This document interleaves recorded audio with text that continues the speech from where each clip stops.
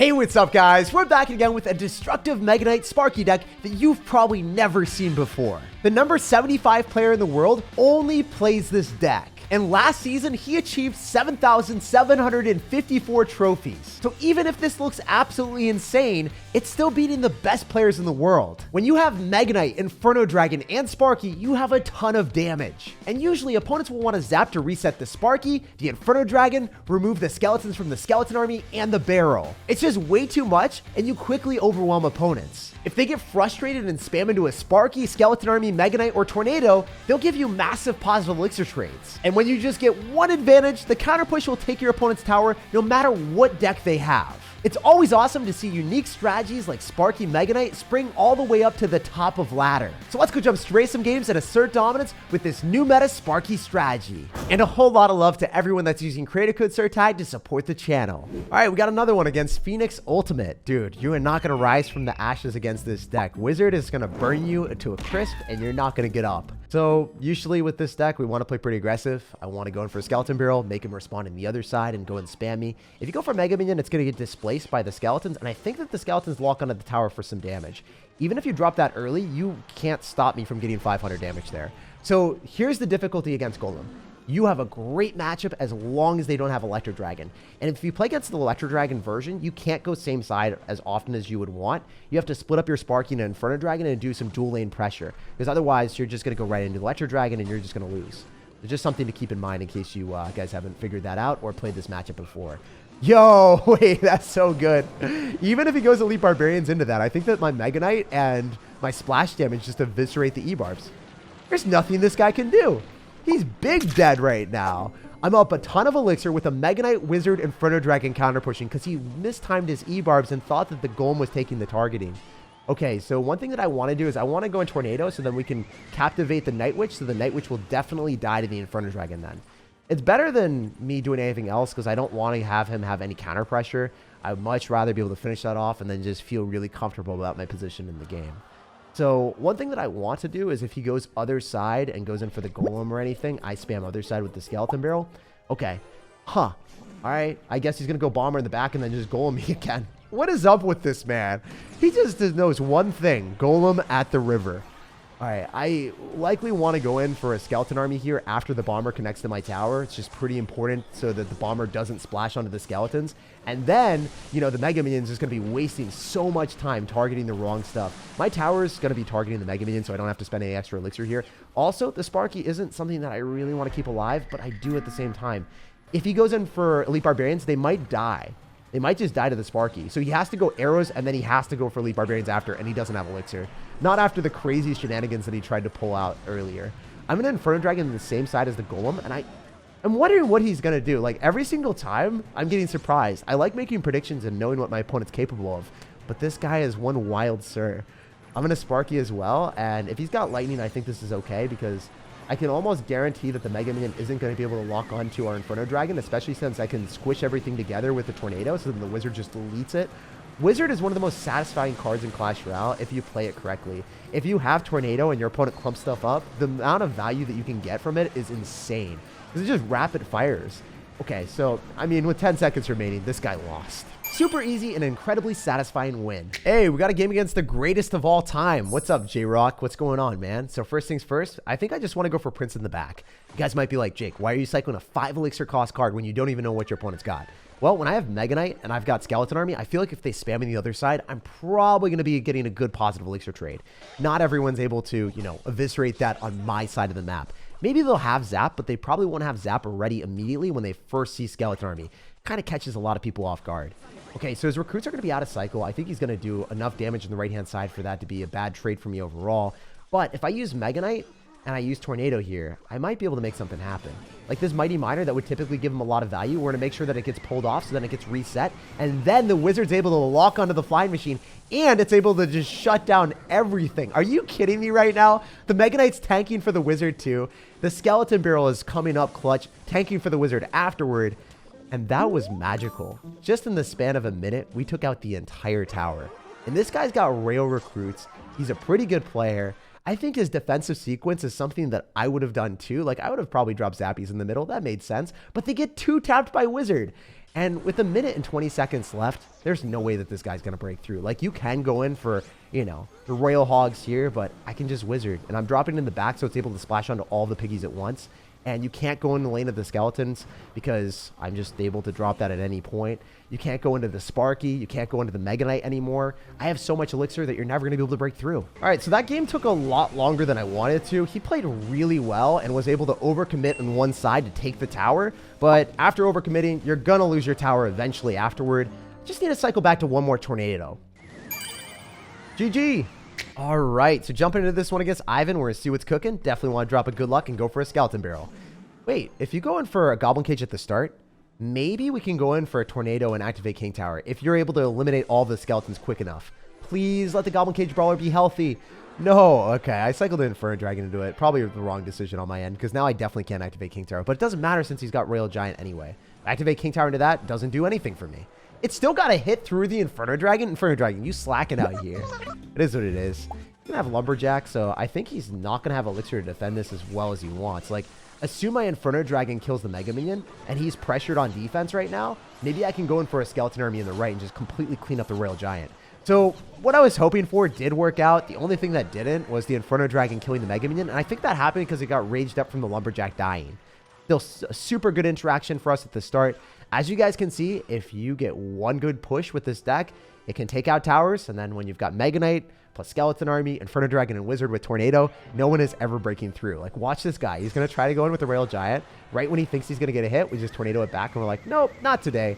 How does that make you feel, brother? He's going to get one hit on my tower, and that's it. I think I could have timed it a little bit better, so the Sparky gets a shot on the RG, and then I Tornado it back, and then I recharge the Sparky, and when the Royal Giant comes back, the Sparky's already ready for round 2.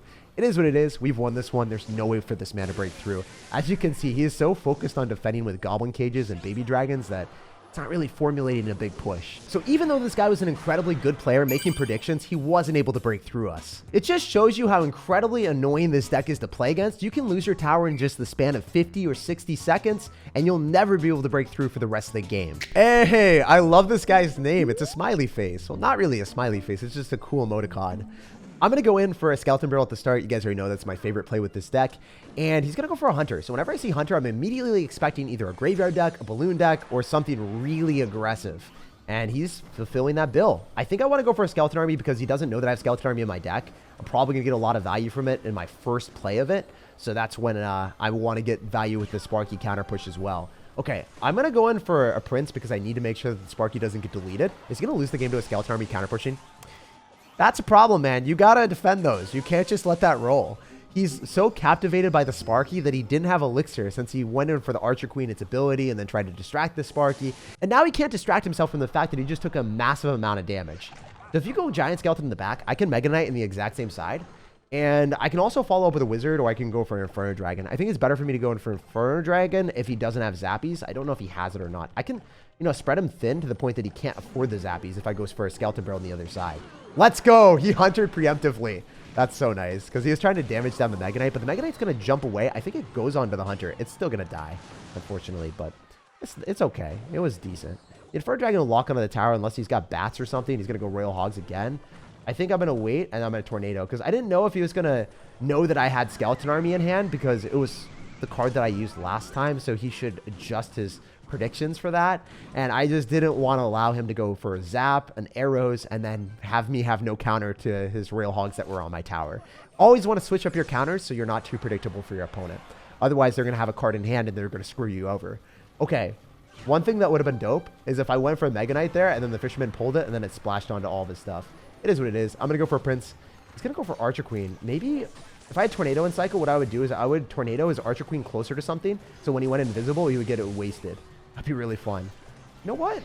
I think it's still pretty much possible for us to go in for Tornado here and make it really valuable. So I'm going to Tornado everything back and then have the Sparky lock onto it. You can't go invisible, bro. You can't do anything. All right, we're in a Skeleton Army and we're in a Skeleton Barrel at the exact same time. So that was what I was worried about. He was holding that Earthquake the entire time. But he's a really good player. He knew the card cycle and he adjusted to it. Oh, he missed some of the skeletons. The good thing about this deck is you've got so much offensive potential that even if the opponent's really good and they know your card cycle, they're probably going to mess up once in a while. And the Inferno Dragon's messing him real bad. Dude, I don't know why Inferno Dragon on offense. Want to feel the pressure of flying high in the sky and see what it was like. The wizard, the prince, the dragon. It's just a medieval fairy tale out here. GG, well played, and peace out, man. After winning that one, we're 9,999 in the world. That's a lot of nines, and that's got to be good luck. All right, let's go. So jumping into the action, we're going to see what this guy's going to do. Definitely going to go in for a skeleton barrel, test the waters, and see if he wants to spam into a skeleton army. Well, I don't really like seeing bats there. I don't think I kill all the bats. I don't know if I get any damage with those skeletons.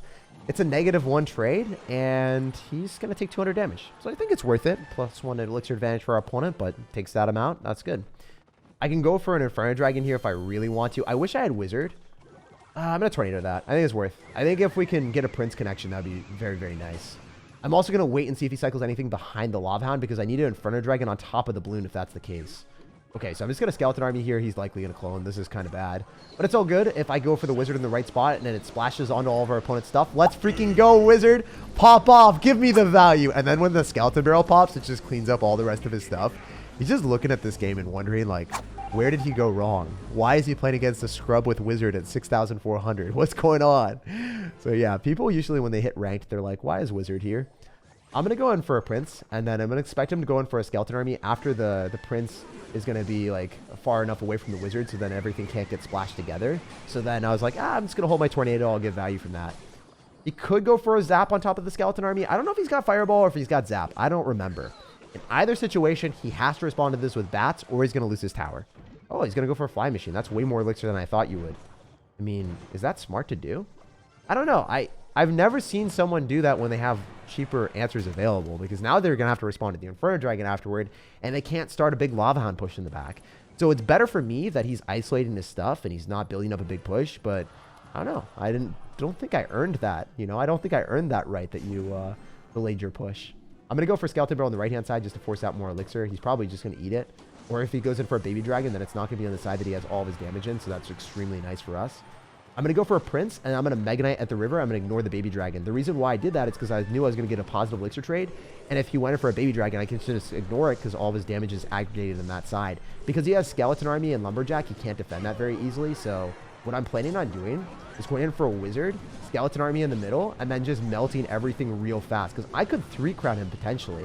Look at the skeleton swarming the right-hand tower where the Fly Machine's just like supervising all of the damage, and it's like, yeah, I don't feel like dealing with that. I'd rather just clean up the rest of the other stuff on the 3-crown.